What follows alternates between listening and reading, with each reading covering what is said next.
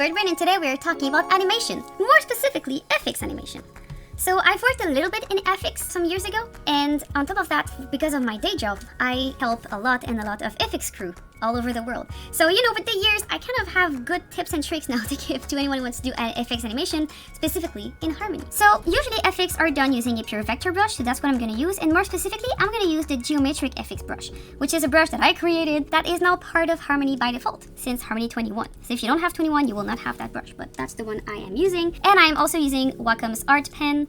By the way, I'm not sponsored, but I just really love that pen to do FX. It's a pen that supports twists of your brush, so it's really cool.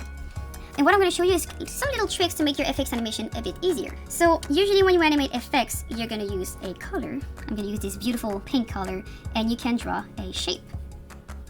So if this is a fire, this is a fire. If you wanted that fire to have like highlights or shadows or whatever, I mean there's no shadow in a fire, but like little different colors, you could do that by having an extra layer in your node view, for example, like making another layer and cutting it on top of your animation, which is one way to do it.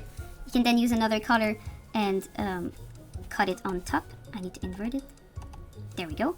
This is something you could do and is very useful for many things.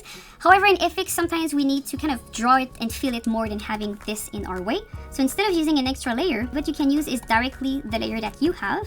So I'm going to use this other color here. I'm just going to make it a bit lighter. Perfect.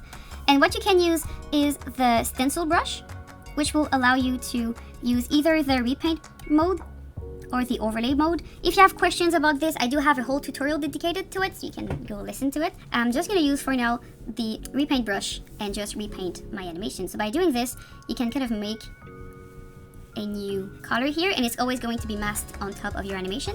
The reason why I use the repaint brush is because now what I can do is get my select tool, get my select by color button, and you can click on it and delete it. And this is sometimes how I eat away part of my animation. So if I want to get a little specific look, and I want to work in reverse, you can also do that and then just remove it. And because it's repaint, it's going to literally remove the color you had, which wouldn't be the case if I use the overlay, because the overlay will just put the color on top, like this. Okay, so there's a big difference between repaint and overlay, and this is something you should check with your studio, because in some compositing team, they will want you to use the overlay brush because of how the compositing works. And this is because if you use a color selector or a color override to select your colors, I'm going to show you the difference. So the light pink is made in overlay, and the green here will be made with the repaint brush. Oof, this is awful color. There we go, this is a bit less awful. If you go here and I use a color selector, I just want to show you the difference. So in the color selector, I'm going to use that to show you how the colors layer within each other. I'm just going to bring my basic pink, and then we can see where I put the blue or green. It ate away the color, so I don't see it. The way I can have access to it is I will need to really bring it, because otherwise it's not there anymore. Which is not the case for the bright pink that I put. It just appears on top. So that's why overlay will just overlay your color on top of what you already had. But then if you use repaint, it will literally remove what you had under to put the new color. So it's very important to check that out with your team, because I don't know what your compositing team does. So very important. So using these stencil brush is very useful. Another thing that is very nice when you animate FX is that you can make a brush, and even if you're not using geometric effects, you can use any types of vector brush. And in the properties, in the tip, you can use circle for sure, but when I do FX, I tend to prefer to have a harder edged brush, such as a diamond. And then I'm going to make it big here. You can see your diamond. And you can also edit the roundness and angle of that thing to give it more of an edge. And I think that for some effects, this is really nice to have. And then in the angle function, you can change from constant to maybe heading to get a different kind of whimsical effect, such as ribbons or magic sprinkles. And then the azimuth is also very useful to get some very nice lightning bolts. So I just want to show you the difference between having like a constant brush or having a azimuth brush, for example. Because the azimuth, as you can see here, it really kind of twists your shape. So to get easy lightning bolts, always use a brush with azimuth, because it's really easy to get a very natural kind of bolt action going on. And if you have a pen that supports twist, you can also use a twist. It's phenomenal for FX. I really like it because it gives you these very cool shape that just listens to your arm and your wrist as you draw them.